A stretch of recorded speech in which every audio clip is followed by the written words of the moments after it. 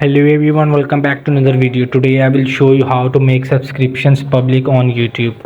So for this you will open the YouTube app on this Android device and now go in the profile icon on the right below. So from the here just click to the channel. So here you will see is the right is the pin button. You will just click it. You will see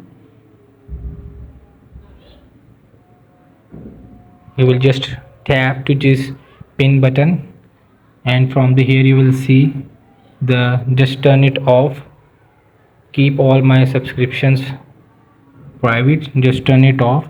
Now your subscriptions will be on public easily.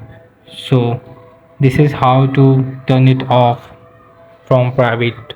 Hope this video helped you. Please don't forget to like and subscribe and get notified for more videos.